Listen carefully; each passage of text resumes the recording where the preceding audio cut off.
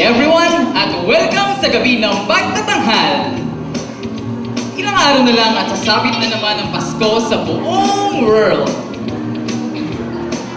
Siyempre, maraming abala sa pamimili ng mga regalo para sa mga inanak at para sa mga mahal sa buhay. Siyempre, andyan din ang paghahanda ng masarap na pagkain sa pagkainan. May mga prutas, queso de bola, at may lechonan pa. Ika nga sa bahay, sa kanta, sa bahay ni ate ay may manok na tinola pa. Wow! Usok-usok pa. Ngayon din ang panahon na kung saan mas mainam pang maglakad kaysa magsasakyan dahil sa sobrang haba ng traffic. At sa grocery naman, tila bagang may panic buying dahil sa sobrang haba ng pila. Kung kaya't ang bibili mo isang chocolate lang, mag-chocolate ka na lang muna dun sa tindahan ni Aling Maria.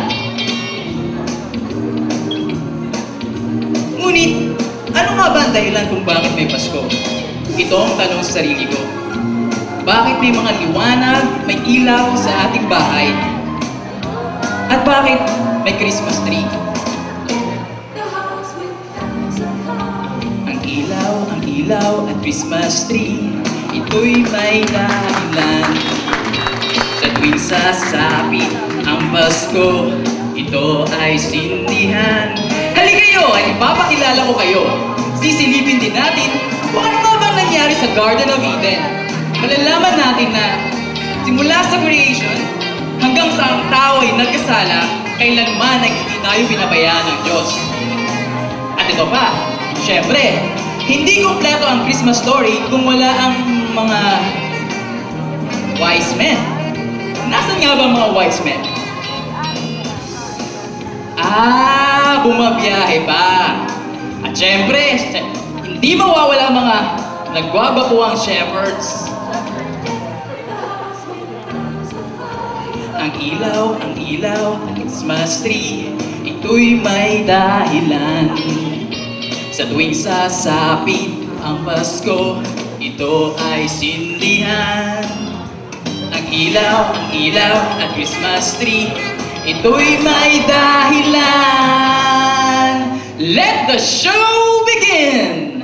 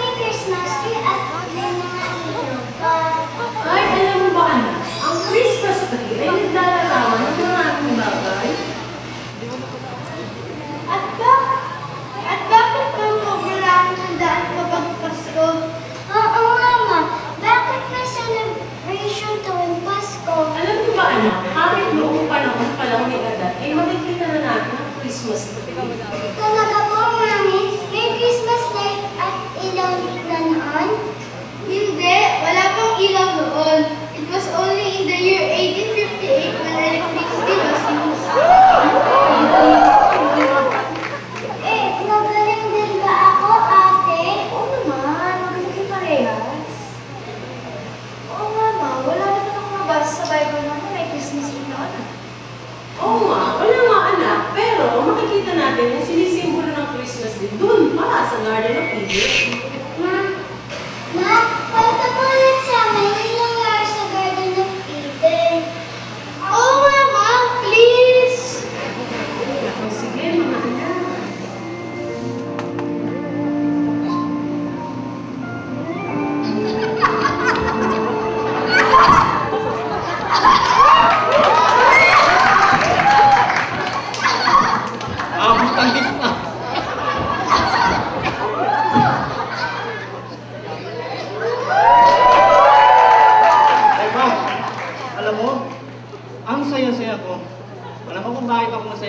Kasi ikaw ang ibinigay ng Diyos sa akin.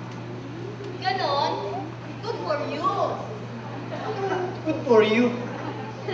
Wala, Tan. Ikaw naman, hindi ka na mabiro. Ah, siya nga pala. Hindi ka ba nagkakaroon ng mga hayop, ibon, halaman, at yung mga insekto? Nabigyan ko na ng mga pangalan. Ah, o sige. Ganito na lang gawin mo. Pasyalan mo na yung mga elepante doon, tigre, at saka yung mga unggoy doon sa kabila. Tignan sila. Alright. See you later.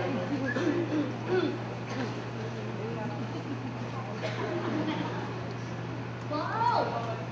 Ang ganda-ganda naman dito sa hardin. Wow, ang dami-daming puno. Wow! Ang ganda ng Rizal. Ay! Ang Rizal Bagita, paborito ko to. Ang ganda. Ang ganda sa hardin.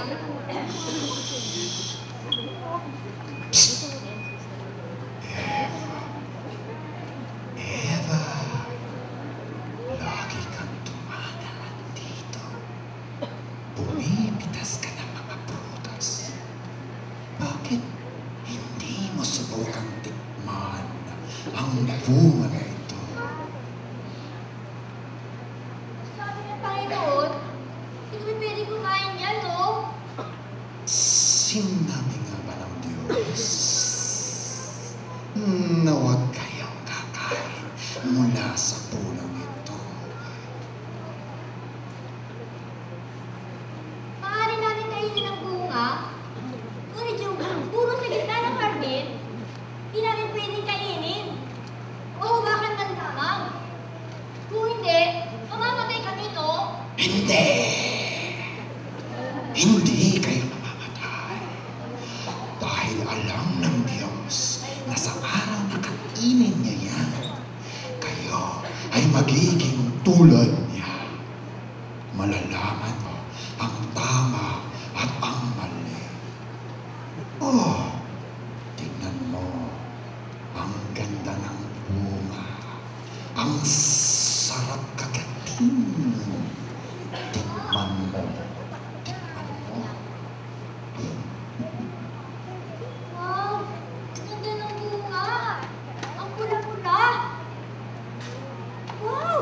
Ang bango!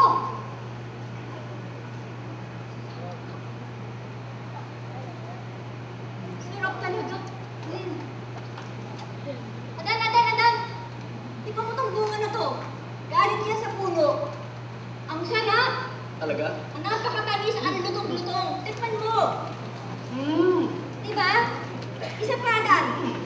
Sarap ka! O, diba? Panalo! Sarap talaga! Oo! Diba? Naku, Eva. Ano tong ginawa natin? Bakit mo kinain ng bunga?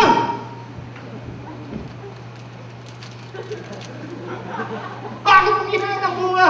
Nagkasala tayo sa Panginoon! Aba, Dan!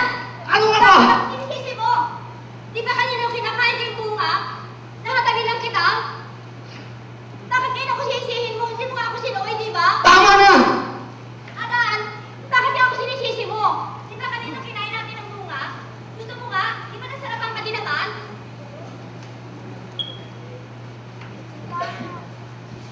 Adan, Nagkasala tayo, Eva. Adan, dahil sumunod ka sa boses ng iyong asawa at kinain mo ang bungang pinagbabawal ko, ang lupang ito ay sinumpa na.